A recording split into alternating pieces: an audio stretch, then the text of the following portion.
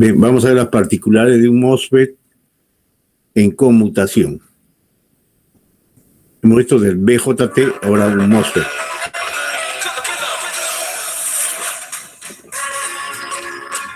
Bien, en este video tutorial vas a ver cómo trabajar con un transistor MOSFET. En este caso será un motor el que va a controlar y queremos que ese transistor esté trabajando en corte y en zona lineal. No te lo pierdas. Mi nombre. La pregunta es lo que hablábamos en la mañana.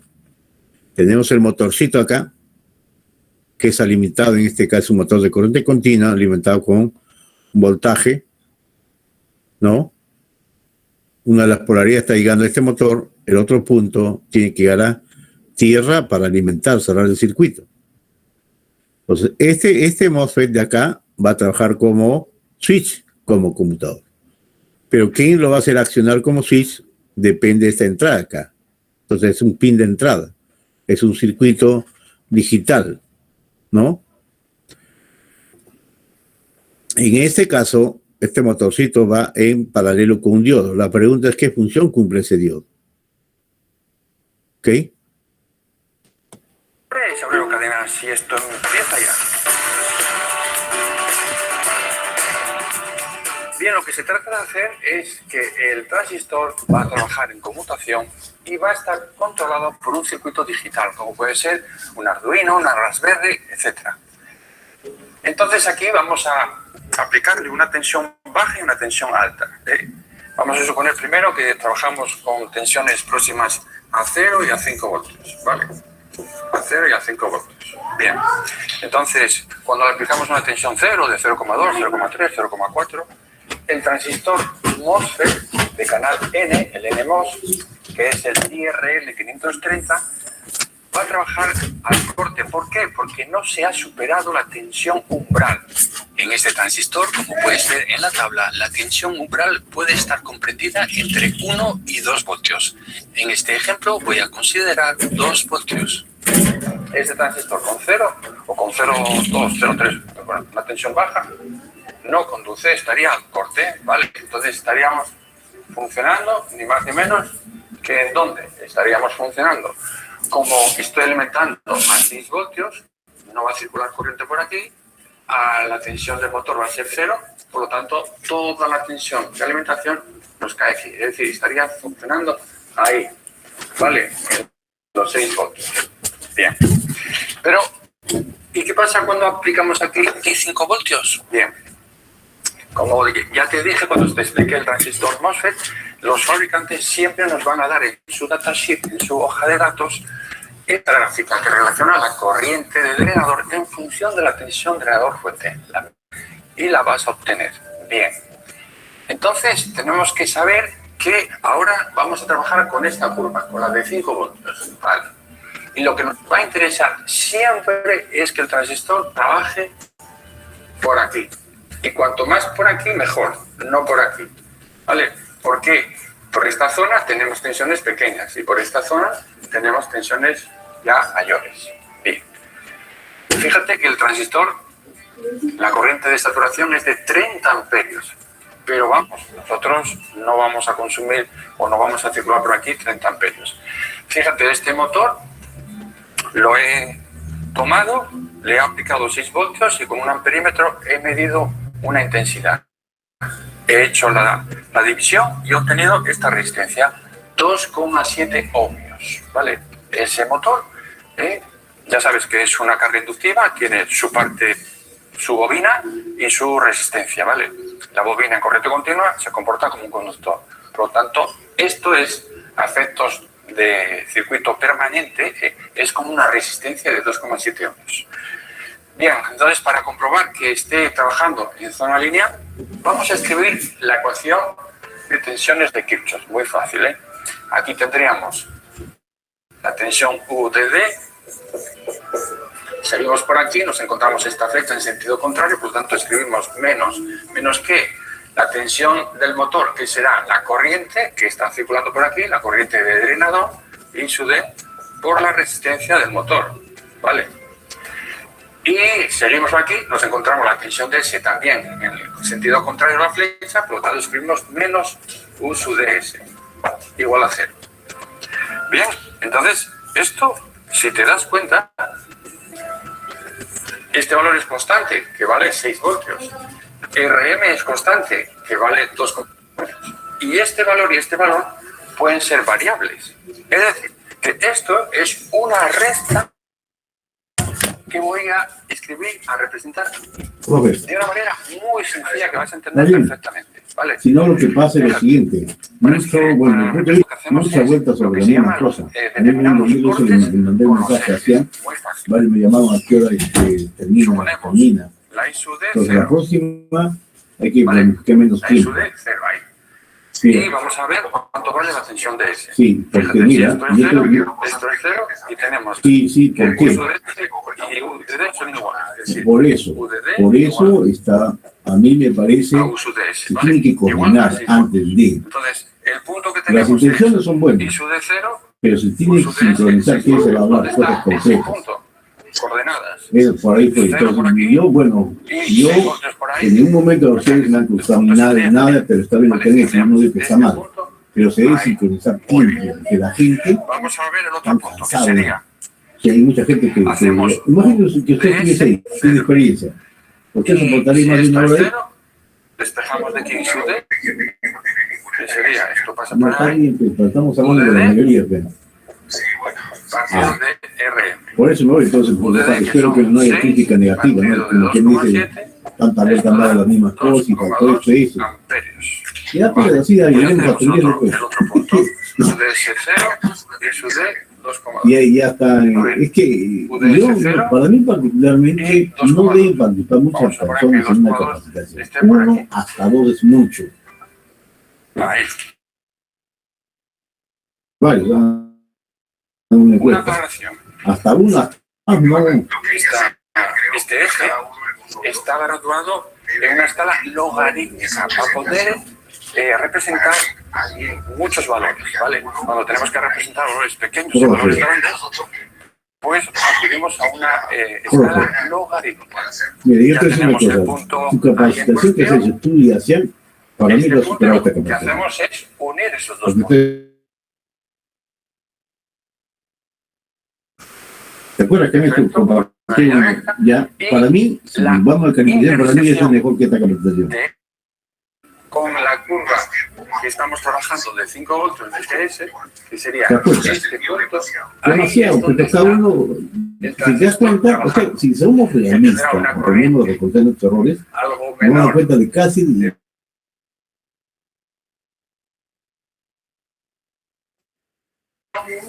Ya.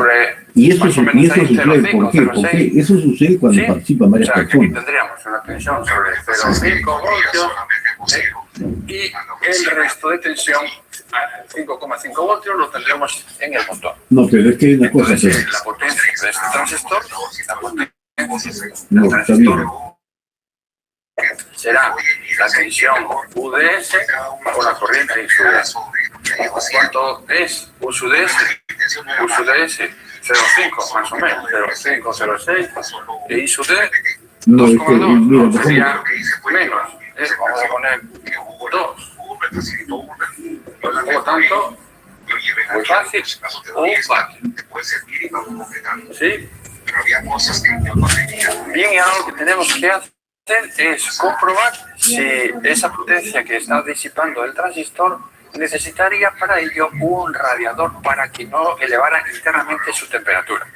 Para ello necesitamos conocer lo que se llama la resistencia térmica entre la unión, la juntura, el interior del transistor y el ambiente, ¿vale? Que en este transistor es de 62 grados centígrados por vatio. Bien, entonces, muy sencillo. Lo que hacemos es, voy a borrar por aquí. Aquí tendremos la temperatura de la juntura, de la unión, la temperatura que tiene el transistor internamente. Y ahora, lo que se encuentra, el calor que se está creando ahí dentro del transistor, ese calor tiene que fluir hacia el ambiente, hacia afuera. Y se va a encontrar con esta resistencia térmica, ¿vale? Resistencia térmica, unión, ambiente. Y aquí tendríamos la temperatura ambiente. ¿Vale? El calor, la potencia, fíjate, la potencia la medimos en vatios, por ejemplo, y es energía en un determinado tiempo, energía por tiempo. Entonces, esto es similar, la potencia que está disipando el transistor es similar a la intensidad en este circuito eléctrico que estoy colocando, donde la temperatura es similar a la tensión y la intensidad es similar a la potencia que disipa. Como ves, la resistencia térmica igual que la resistencia eléctrica. Entonces, lo que se trata de calcular es la tensión de este punto, sabiendo esta corriente, esta resistencia y esta temperatura, que es la temperatura ambiente. ¿Vale? O sea que necesitamos calcular la temperatura de la unión, es decir, la temperatura que vamos a tener entre ahí, la tensión que vamos a tener ahí, con respecto a este terminal. ¿Vale? Muy fácil, ¿no? La temperatura que vamos a tener dentro del transistor será igual que la tensión que tenemos aquí. Para ello, multiplicamos la corriente por la resistencia, es decir, determinamos esta tensión más esta tensión. Esta tensión le ideó corriente, en este caso potencia, por resistencia térmica,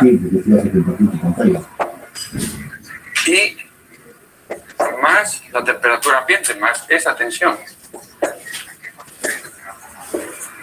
Sustituya, tendremos 1 por 62 más la temperatura ambiente. Pongamos 25, 30 grados, lo que quieras, 30 grados. Entonces tendríamos 62 más 30, que serían 92 grados centígrados. Porque si te das cuenta, estos son vatios, estos son grados centígrados partido por vatio, y estos son grados centígrados, o sea que me quedaría 92 grados centígrados. Bueno, pues todo está en que consideres si 92 grados necesitarías un radiador o no necesitas un radiador. Si dentro de la unión tienes 92 grados, bueno, ahí dentro de la unión hasta 150 grados, que sería la temperatura máxima, podría ser. Pero a lo mejor lo recomendable sería colocarle un pequeño disipador de calor, ¿vale? Si estás viviendo en un lugar donde en vez de haber 30 grados, pues hay 20, pues tendrías 82 grados. Así de fácil, ¿vale?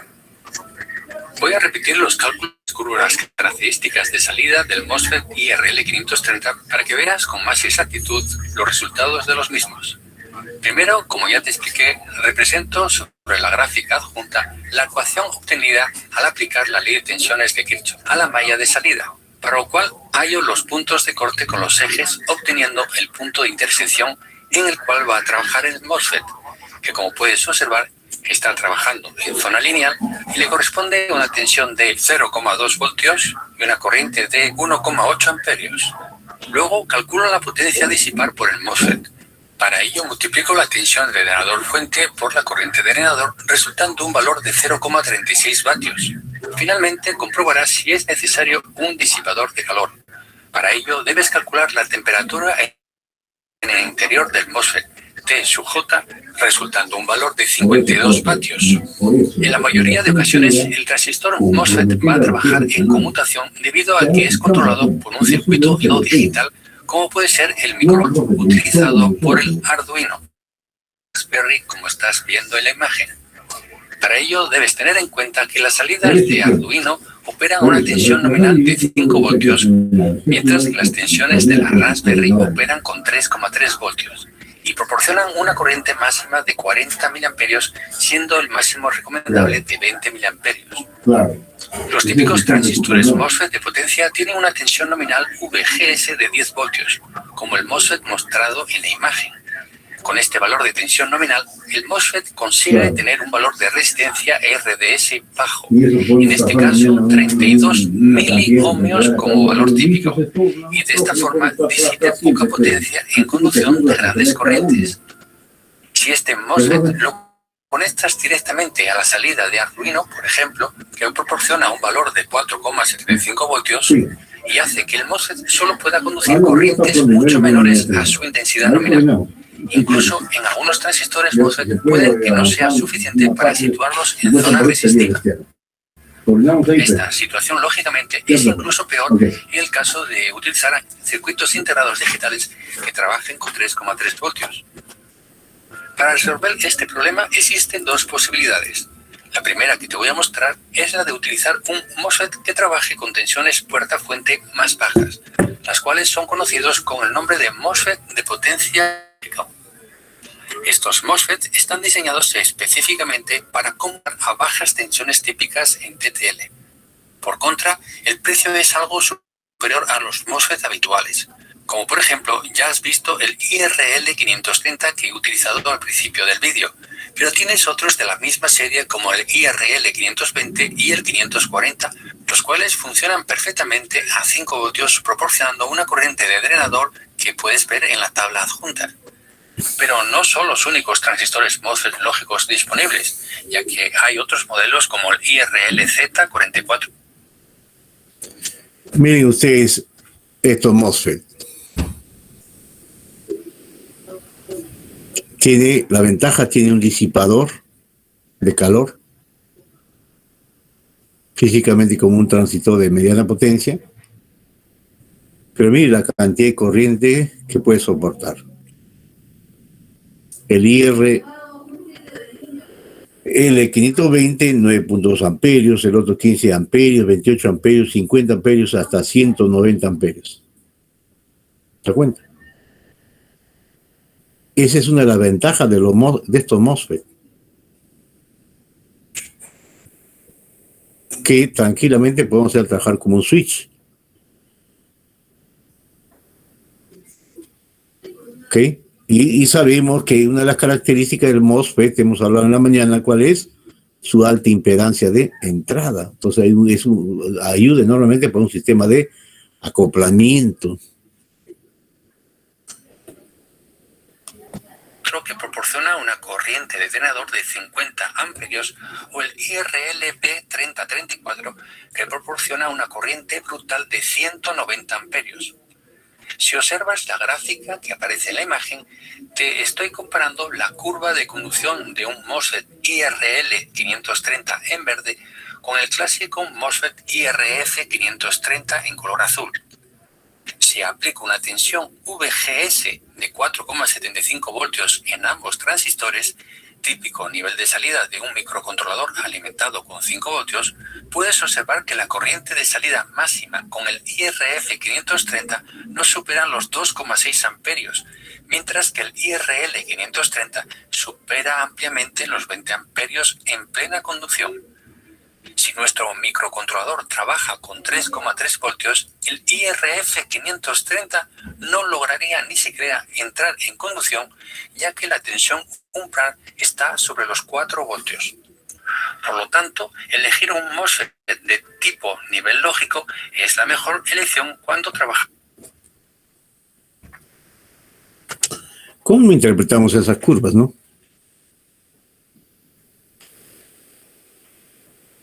El voltaje de puerta aquí, para hacer conmutar a este MOSFET, ¿no? Con 4.7 voltios de voltaje de puerta. Para una corriente de 2.3. Corriente en el drenador.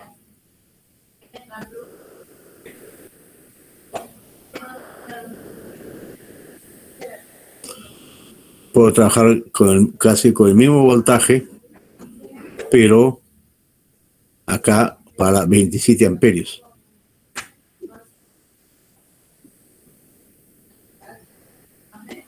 Entonces, ¿de qué depende el voltaje de puerta a fuente? ¿No? Voltaje de gate. Voltaje de control. ¿Por qué? Esa es la ventaja de que los MOSFET es controlado por tensión de puerta. ¿Ok?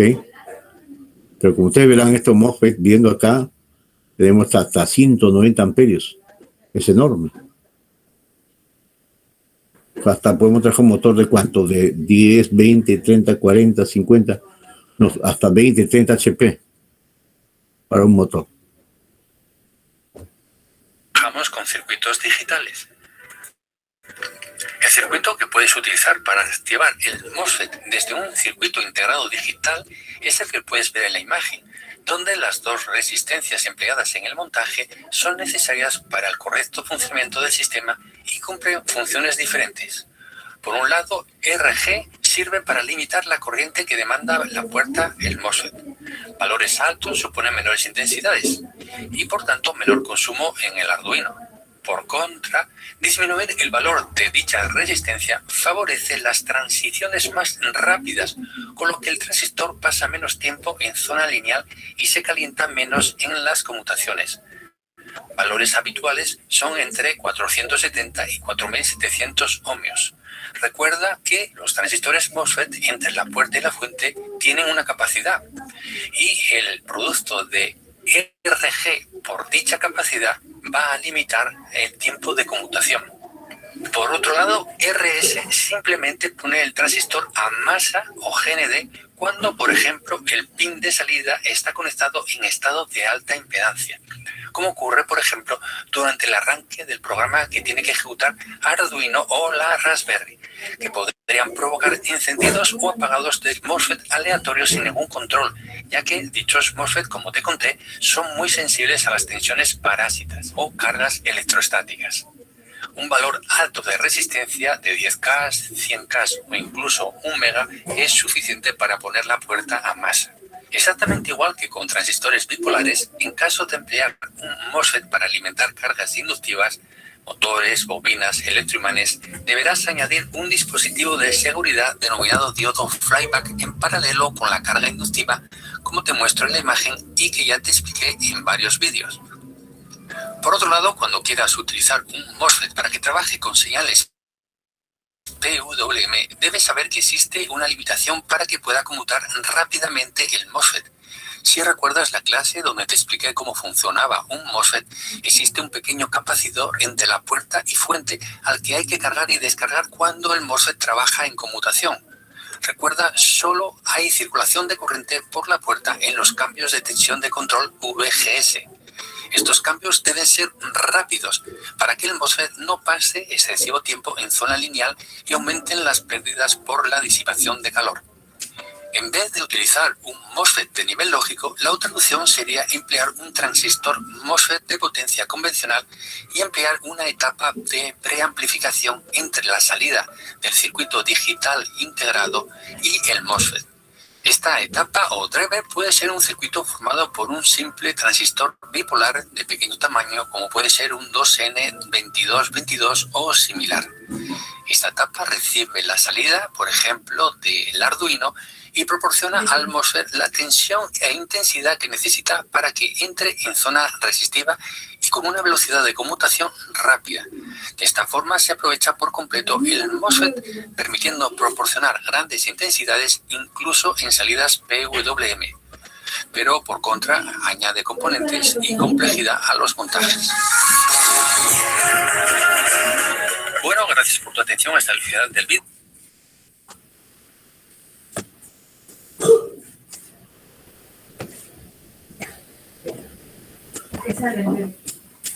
Luisito, ya. ¿Vamos a salir?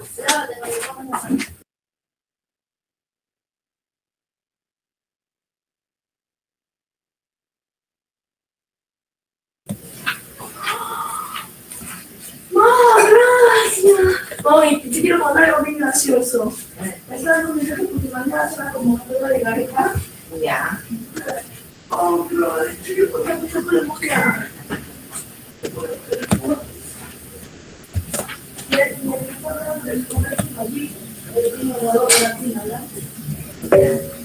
Y como se llama todo, como estaba hablando de subir y todo, pensó que iba del fútbol.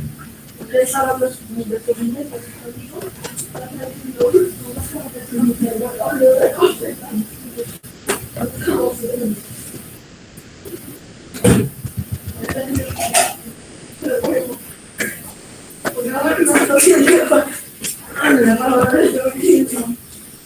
Bien, acá tenemos un transistor,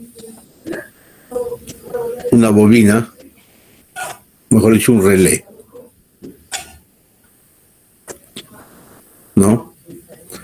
Entonces, ¿qué sucede acá?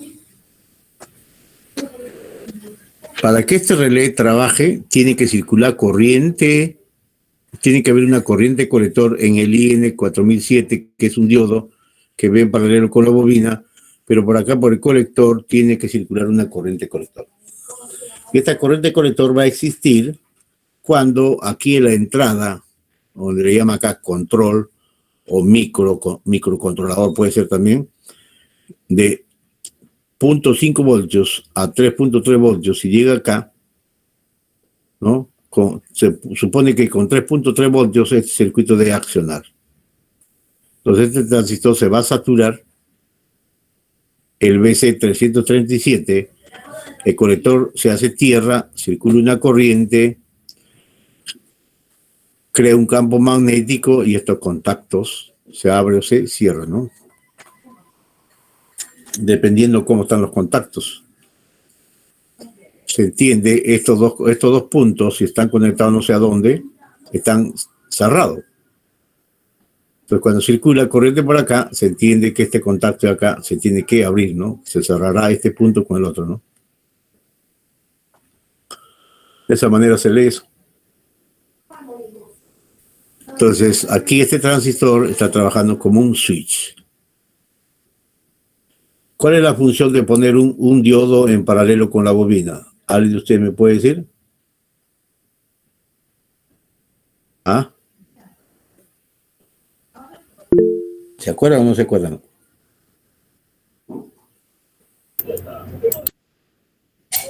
Protección, dice un compañero. ¿Protección a quién?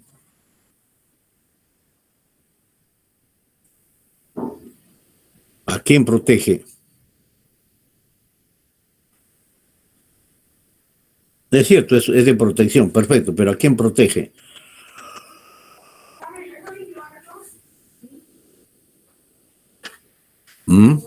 Al transistor. Porque acá se puede generar un campo magnético, una inducción magnética muy grande que puede perjudicar a ese transistor. Entonces este diodo lo que hace es, si acá viene una tensión, lo contrario, así como está mi cursor así, entonces se va a comportar como un corto circuito, va a conducir. Entonces, de tal manera que ese flujo, ese campo magnético, no aumente, ¿no? ¿Por qué? Porque se va a comportar como un corto circuito. De tal manera que limita, mejor dicho, los picos de corriente que puede generar esta bobina y para no dañar al transistor. Siempre va en paralelo con un diodo. En este circuito, creo que hemos hablado antes, ¿no? La entrada, 0 voltios, el transistor en corte colector 0, pero la salida es 5 voltios. Cambio, cuando entra 5 voltios, el transistor se satura, la salida es 0, ¿no? El circuito está trabajando como un inversor. Entra 1 y me bota 0. Entra 0, me bota 1.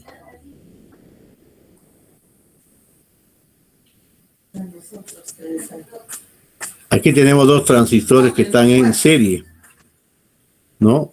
Pero de este punto acá está conectado un LED.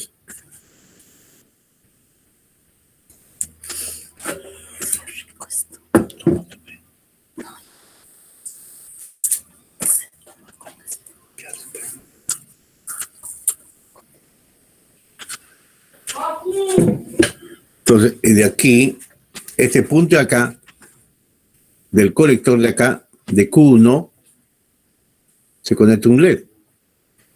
Entonces este LED debe prenderse y debe apagarse. Pero ¿cuándo se va a prender este LED? ¿Cuando Q1 esté en corte o esté en saturación? Le decía, una forma de entender el funcionamiento de un circuito, primero tengo mi entrada. Veo la entrada y luego veo la salida. Mi salida, que es un LED. Entonces entienden que este LED, saben muy bien ustedes que el LED simplemente es un elemento de señalización. O se prende y se apaga nada más. El encendido me va a indicar algo, el apagado me va a indicar algo. Ahora, ¿de qué depende que se prenda o se apague? Va a depender de lo que está antes de esto. Entonces, las entradas, acá está considerando entradas 1 y 2. De dónde venga de un switch in o off, al margen de eso, pero hay 2 entradas. El 1 va para R1 y el 2 va para R2. Pero también veo que Q1 y Q2 están en serie. ¿Por qué? Porque el emisor de Q1 está conectado con el colector de Q2. Entonces, este LED, ¿cuándo se va a prender? Cuando circula corriente. ¿Y cuándo va a circular corriente por acá? Cuando este punto de acá está a 0 o está abierto. Cuando está abierto. Entonces, cuando está abierto, ¿qué va a pasar? Cuando este Q1, el colector está abierto, esta fuente acá va a entrar corriente a través de R3, que es 300 ohmios, y por un circuito de R3 con el LED. Y se va a prender el LED. Pero ¿qué pasa si este punto de acá se hace tierra? El colector de acá se hace tierra. Q1 se satura.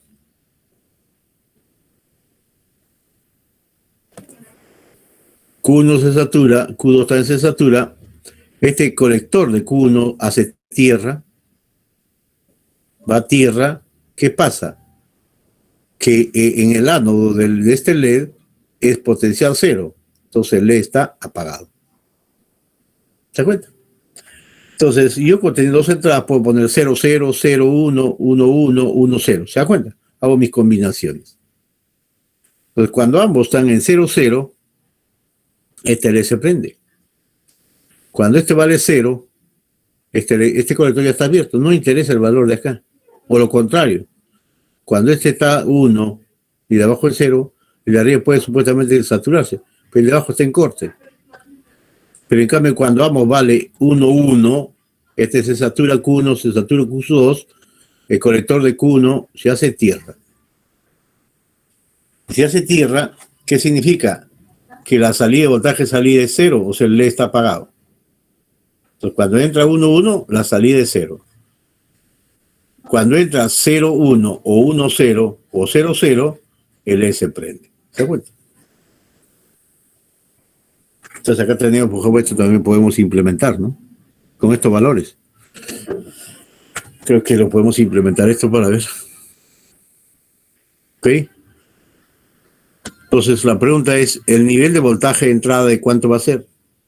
El nivel de voltaje, acá, ¿de cuánto va a ser?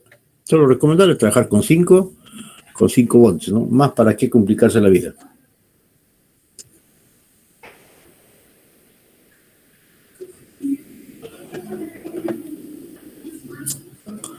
Aquí tenemos Q1 y Q2 están en paralelo.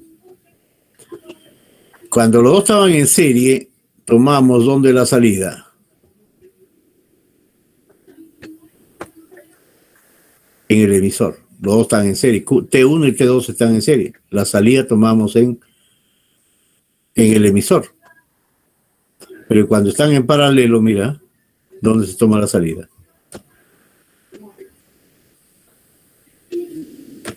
¿Ve? Los dos están en paralelo. ¿Por qué están en paralelo? Los dos colectores se unen. Los dos emisores también se unen, están en paralelo. Pero la salida la estamos tomando en el colector. En el otro, cuando están en serie, se toman el emisor. Es decir, un transistor. Ahora yo digo, cuando la entrada en A o la entrada en B, cuando ambos valen 0, 0, corriente base 0, Q1 en corte, Q2 en corte, la unión de estos dos colectores están en corte. La salida es 5 voltios. Pero cuando este vale 0, por decir, y este vale 1, como están en paralelo, este está abierto. Este vale 1, este lo va a saturar. Q2 se satura. Este colector, la salida se va a tierra.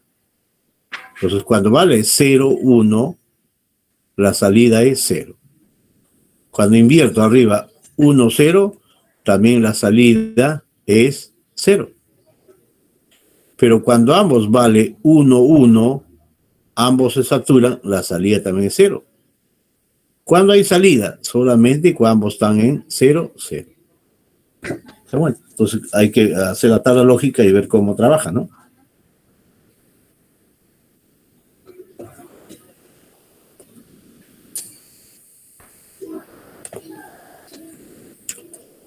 Acá tenemos dos transistores en serie de 4.7K. Esto van a implementar el viernes en laboratorio. Estos dos circuitos. Tiene valor 10K, 4.7K. Vamos a ver cómo funciona. Trabajamos con 6 voltios, con 5 voltios. Y vemos A y B, quedamos. Ya les he dicho, si yo hablo de 0 y 1, les he dicho que el 0 es el negativo de la fuente. El 1 es el positivo de la fuente, ¿no? ¿Se da cuenta? Yo quiero poner acá 0. ¿Qué pongo de acá? Conecto así. Ahí está acá. Quiero 0 acá. ¿Qué hago? De la tierra, del negativo. Conecto acá. De la misma fuente saco todo. Y tiene que funcionar.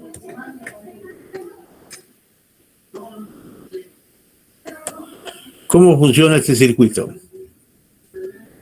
Mira, entradas 1, 2, 3 o hasta N. ¿Qué pasa cuando las dos entradas valen 0? Este punto se hace tierra. La base de este transistor está en tierra. Colector, tierra.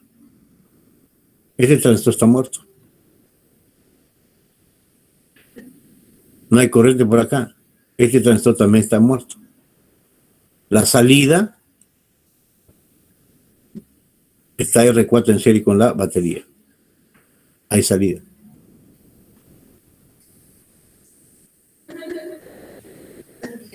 ¿Qué pasa si acá pongo 1 en todos? 1, 1, 1. Todos 1. Los tres diodos es como si no existieran. La base, a través de esta batería, a través de R2 y R1, va a saturar este transistor. Q1 se satura, conduce este diodo. Aquí va a haber un voltaje acá, y este transistor lo satura también. Y la salida es igual a 0. De esa forma trabaja, haciendo combinaciones. Repito, cuando este es 0, quiere decir que este punto, el cátodo, lo hemos puesto a tierra.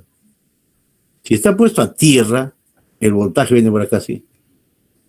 Este voltaje, ¿a dónde va a ir? Tiene la tendencia es a tierra. Entonces este diodo está pulsado directamente, conduce, se comporta como cortocircuito. Entonces de este punto, la corriente no viene a Q1, sino se va hacia tierra. Por eso que digo que la corriente acá es 0. Por lo tanto, la corriente colectora acá es 0. Por lo tanto, está en corte. La corriente en el emisor es 0. Este diodo está muerto. Acá no hay corriente, no hay voltaje. Entonces está en corte. La salida es R4 con la fuente en serie y la salida es igual al voltaje de la batería. De esa forma trabaja el circuito.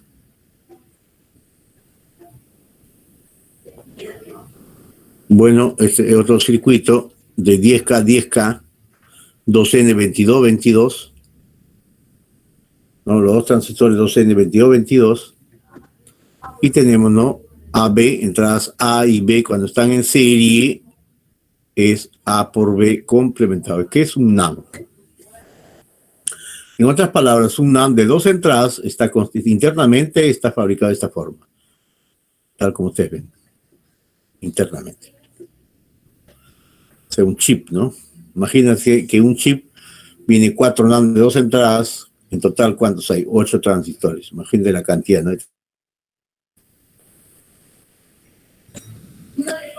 Cuando están en serie, no, otra forma. Aquí está trabajando con tierra y voltaje, ¿no? Tierra, tierra, más 6. Más 6, tiene que más 6 es 1. Entonces dice, tierra, tierra, ¿qué significa? A y B vale 0, 0. ¿Se cuenta? Si esto está en 0, estos están en corte. La salida es igual a 6 voltios. Acá han puesto, esto está mal, este es 6 voltios.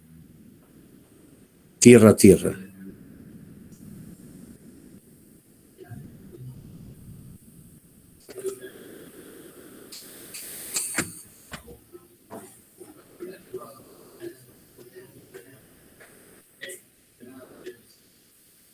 tierra, 6 voltios, basta que uno esté a tierra, ya no trabaja, no cierra el circuito.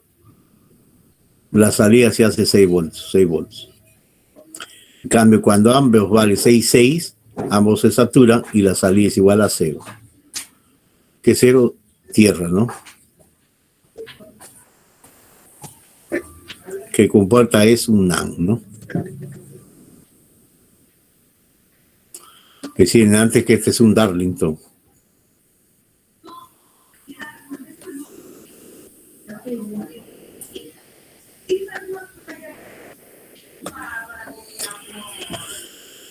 Suponiendo que acá la entrada es 0, está en corte acá, pero esta corriente que viene por acá satura este transistor. Entonces este transistor, esta salida es 0. Pero en cambio, cuando aquí pone on, in, que si qué voltaje este transistor se satura, de acuerdo a este esquema. A saturarse, la corriente circula así, tal como está en la flecha. Hay corriente. Si hay corriente por acá, no va a haber corriente por el otro segundo transistor. No hay. Por está mi cursor, no hay corriente. Está en corte. Si está en corte, esta salida acá se viene acá. Así. En cambio, cuando esta entrada de aquí está en off, o sea, está en 0, este transistor está en corte. Como está en corte, entonces la corriente viene por acá así y va a saturar este transistor. Al saturar este transistor, el colector cortocircuito, entonces viene una corriente así. Hay corriente. Pero este punto de salida es tierra, por eso le pone off, 0.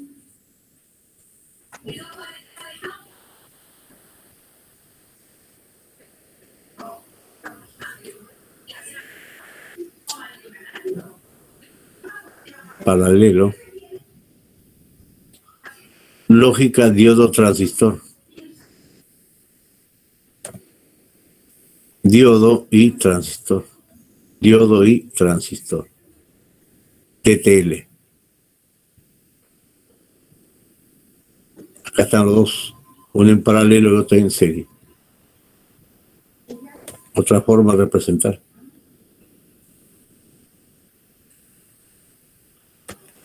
Dos en serie es un AND.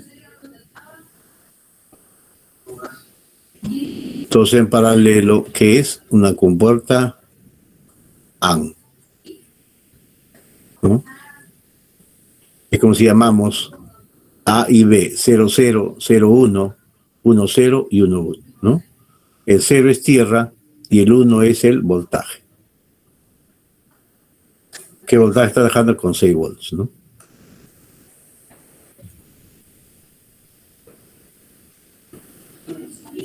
Son dos transistores complementarios que van a trabajar como un switch.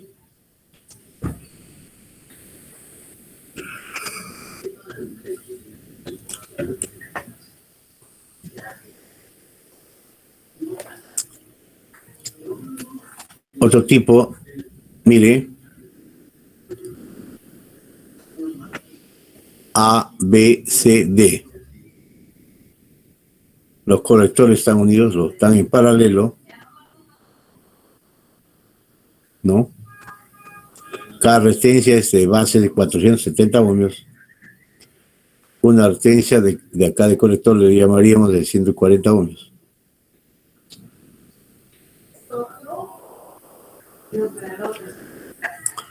Si todos están en 0, 0, 0, 0, 0, todos están en corte. Y la salida que es igual al 3.6 voltios. Si pongo uno de ellos, basta que uno de ellos le ponga 1, se satura. La salida es igual a 0. Pero al final, como son 4 entradas, la salida es igual a A más B más C más D. En otras palabras, sumar es poner switch o transistores en paralelo. Multiplicar es poner switch o transistores en serie. Eso es lo que hay que tener claro.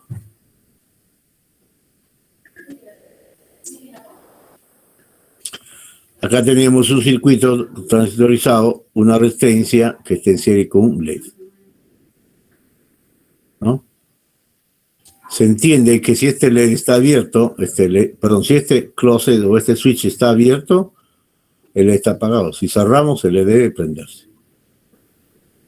Yo no puedo conectar del colector de frente el LED a esta fuente, porque lo quemo. Entonces, ¿qué pongo? Una resistencia limitadora de 330 ohms. Por eso siempre les he dicho de que un LED siempre debe ser con una resistencia para limitar la corriente. Acá tenemos otro dispositivo. Este es un Darlington, una carga.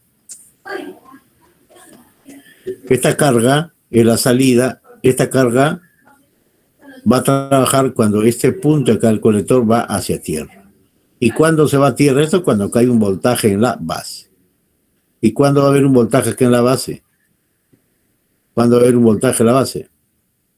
Cuando hay luz. Cuando hay luz, este conduce, este voltaje viene por acá, hay una corriente base, satura este transistor, este punto se hace tierra y alimenta la carga.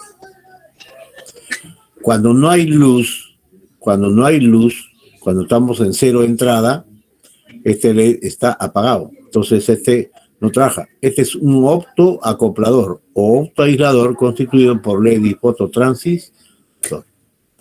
¿Cuál es la ventaja de trabajar con dispositivos optoelectrónicos? Que la parte de potencia o la parte de salida es independiente de la parte de control. No afecta para nada. Y eso se utiliza mucho cuando trabajamos con tensiones de red. ¿Para qué? Para que la parte de control no sea afectada por la parte de potencia. ¿Por qué? Porque no están conectados eléctricamente.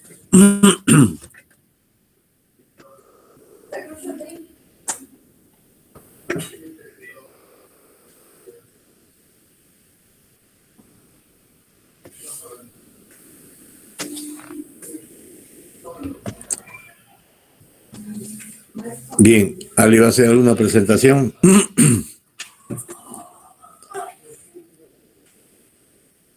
Tenemos media hora más para completar las 2 horas. ¿Ya?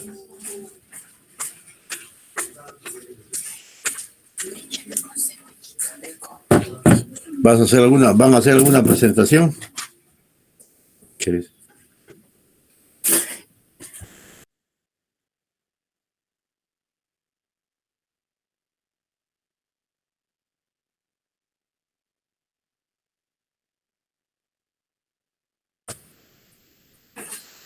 ¿Alguien va a hacer una presentación?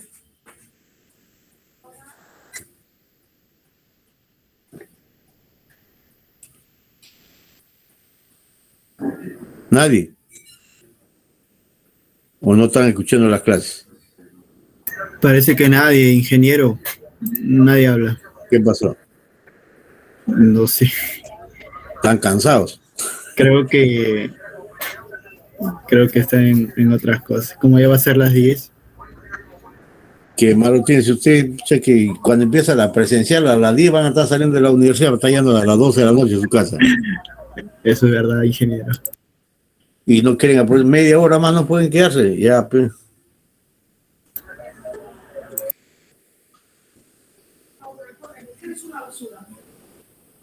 Nada, el viernes va a exponer el que queda pendiente y de ahí continuamos con el laboratorio. Para el viernes deben tener ustedes, sería bueno, si pueden conseguirla, cualquier circuito, cualquier compuerta lógica vamos a comprobar. Primero, el primer paso, ¿cómo garantizamos que el LED va a trabajar? ¿Cómo calculamos el valor de esa resistencia? De repente entra mucha corriente, el LED lo quemamos. Entonces cada grupo me va a mostrar ese trabajo de grupo. ¿Eh? Ahora, para el laboratorio, ¿ustedes van a trabajar con el mismo grupo o otro grupo? Creo que sería más conveniente trabajar con los mismos grupos para evitar otra vez las molestias de buscar Está bien. integrantes. Todo eso. Pero el que le falta exponer, con el viernes tenemos 4 horas, falta exponer, el viernes expone, ¿eh? Lo que le falta, no sé qué grupo le falta exponer. ¿Que el delegado no? Sí, ingeniero, el día de hoy va a exponer el grupo 5, supongo que va a tener que exponer el día de mañana. Ambas, ¿verdad? Mañana es, ¿no? Ya. Mañana expone el grupo 5 y de ahí continuamos en el laboratorio. Pero el laboratorio va en, les sugiero, si todos deben tener un protobar, ¿no? Primero, el primer paso es cómo probamos que el LED se prende, ¿no?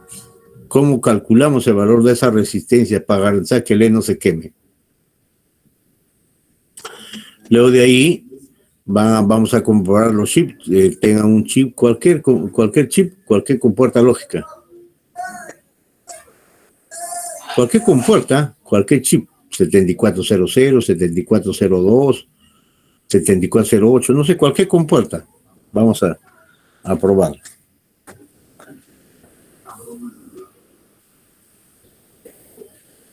Bien, entonces nos quedamos ahí. Hasta mañana. Hasta mañana, ingeniero. Hasta mañana, profesor. Chao.